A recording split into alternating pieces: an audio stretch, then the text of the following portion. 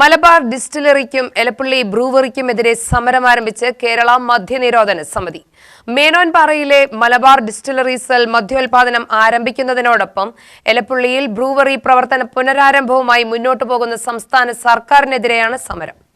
മേനോൻപാറയിലെ Malabar distillery പ്ലാന്റിന്റെ ഉദ്ഘാടനത്തിന് സർക്കാർ നടപടി ആരംഭിച്ചു കഴിഞ്ഞു. എലപ്പുള്ളിയിലെ ബ്രൂവറിയുമായി മുന്നോട്ടു പോകുമെന്ന സർക്കാർ തീരുമാനം എക്സൈസ് വകുപ്പ് മന്ത്രി അറിയിക്കുകയും ചെയ്തിരിക്കുന്നു.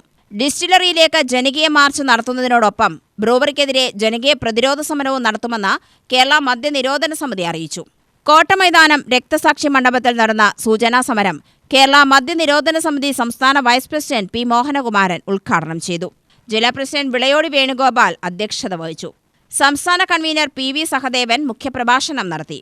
ജില്ലാ ട്രഷറർ പി ബി ശ്രീനാഥ് പരിപാടികൾ വിശദീകരിച്ചു. ജില്ലാ vice president K Khader Moideen, Akbar Badusha, M Shanthi, Nadarajan, Kanakan Padathuveedu തുടങ്ങിയവർ പ്രസംഗിച്ചു.